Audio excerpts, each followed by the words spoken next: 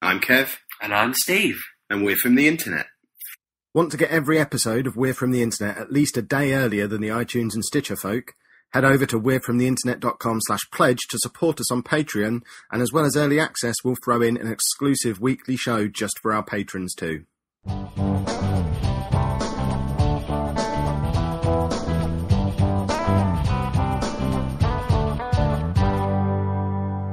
What do people who don't like bars/clubs/drinking do at the weekend? Really like the way he says slash. Podcasts. Well, you like drinking. You drink. I don't like to bars excess. /pubs/clubs. I like drinking to excess, yes, but that's in my safety of my own home. Do people? Cause I've never been one of these people, and I need clarification. Do people really go and do that every weekend? Yeah. Oh, yes, they do. Why though? What is there to be gained from that? Because surely it just costs an extraordinary amount of money. If I go on a night out, which I'll do maybe 3 or 4 times a year probably, but I'll spend £100. Are people doing that every weekend? Yeah, when I was younger, when I was like 18, 19, we used to go out to Romford every week. I see. Probably twice a week we'd go out, pubs and clubs. Why? What was your end game? I don't really know. Some of my mates like dancing and listening to music. You don't have to go out to that. You can do that in the privacy of your own home, like I do. You know, it's just drinking, having a laugh, and a bit of adventure, I suppose. But they'd always be out on the pool and that sort of thing, and you know, it never worked. It's one thing that still annoys me to this very day, that I've got friends who still go out on the pool at clubs and never actually do. Never actually. Has anyone ever pooled at a club? No, actually, no. Let me rephrase that, because I assume people have got a bit of happy fun time in clubs and stuff. But has anyone actually ever found a girlfriend in a club? Someone that they actually end up having a relationship with? I don't know. No idea. I don't think anyone ever has. I'm pretty sure I don't know anyone who has, because everyone I know got with their friends and girlfriends and whatever. You know, after knowing them in a social group for a while or whatever. I don't think I know anyone. Yeah, it's usually friends of friends, or work, or uni, or you buy them off the internet. But it's very rarely. You're ruining my book that I'm writing at the moment here, by the way. I'm writing a book on relationships, and you're kind of killing it by giving people a list of all the places to look and the places not to look. Well, I'm sorry, Pete. This is just this can be a little taste of perhaps if your book is just a list of things I can reel off in 30 seconds. Perhaps your book's rubbish. Well, no, it's much better than that. But no, it is a thing I've thought a lot about. That there's no point trying to go to pubs, clubs, and bars for that sort of thing. They're places to go once you've got someone and you need an excuse to go somewhere. You just say, let's meet up. But even then, I'd rather go to the cinema or go bowling or go out for dinner or something. Well, depending on how long you've been with them, that might be a benefit. Well, yeah, if you've been with them a while, you're just going to see a film, aren't you? But if you're looking for somewhere... I mean, it's quite handy if you want to just go out and meet with a group of people and talk to them, and you don't really want to go to someone's house because then they've got to tidy up and faff around. You can sit in a bar and have a chat. I quite like going to the pub with my mates. We go every Christmas when I'm in Essex, and we sit at the pub and like they always get. Do you wear wellies?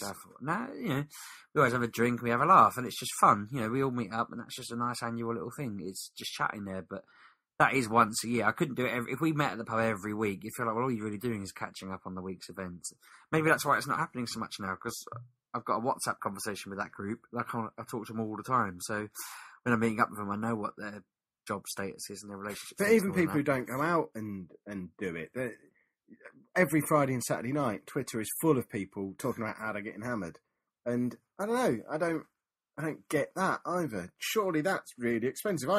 I'm not against having a drink, but I would rather spend my money on something I wanted rather than spend it on a headache, which is effectively what you're doing when you spend all night drinking. You're just buying a headache the next day. Well, it's unwinding, isn't it? It relaxes your head, I think people find. Mm. These people need to go and speak to a professional if they need to drink to be able to relax. No, it just breaks off the week, doesn't it? And just calm. You know, you just chill out. You drink something that makes you sleepy, and then you fall asleep. It sounds horrific. I've been to right. Let me count how many clubs I've been to in my life. I think it's like 4, isn't it?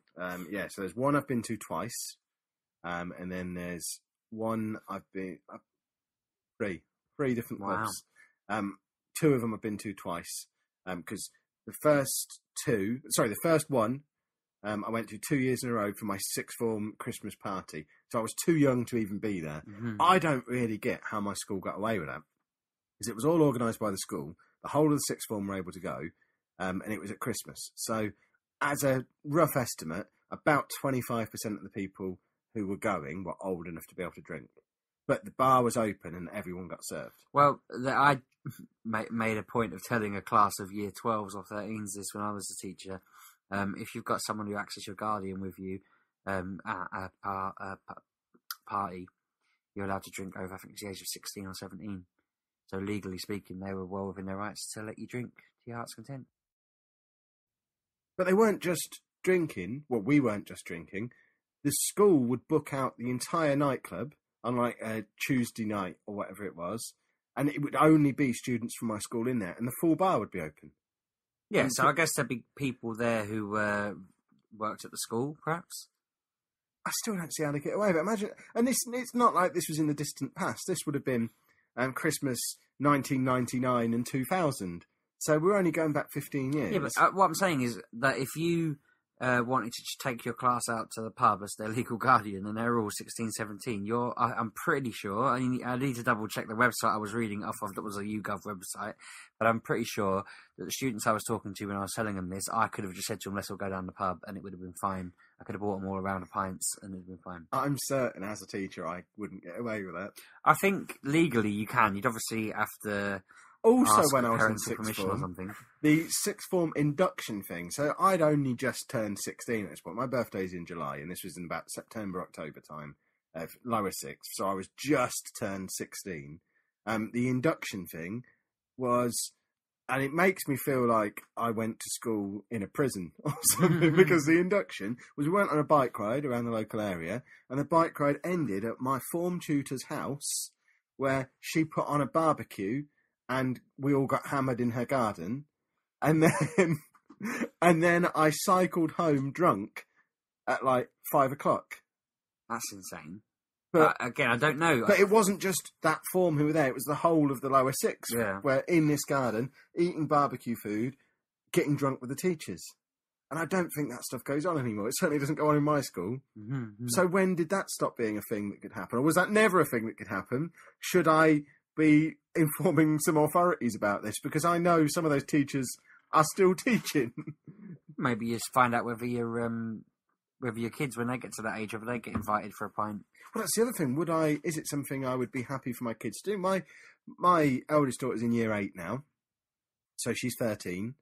So she's only 3 years younger than I was when that happened. So you seem like the sort of overbearing person who wouldn't let her, whereas I'd be kind of like, what, you would be happy for your 16-year-old daughter to go and cycle around the town and then go back to an adult's house who you don't know to get hammered in their garden and then make their own way home? If she's with a big group of people and it's a school event, yeah. Would you want your kid to go to that school? Well, the particular school that you went to, yeah. Your kids go there. Yeah, I don't know.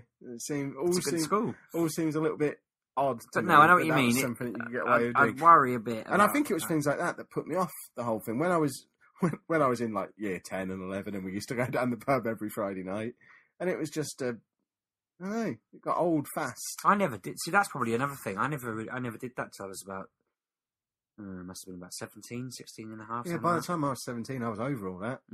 It was just, yeah. Well, I got over it eventually, pretty quickly. When I lived on my own in my flat, we used to go out all the time, and I got so fed up. I used to say to me, can't we do anything else? We have to keep doing this. And Ed will be like, shut up, we like it, that sort of thing. We'd always have arguments because I wouldn't want to do it. But that's because that's all I bloody did. It was ridiculous. But now I sit at home and I read a comic or play a video game because I'm that cool. Want an extra episode of We're From The Internet every week? Head over to we'refromtheinternet.com/bonus to get an exclusive weekly bonus episode 100% free.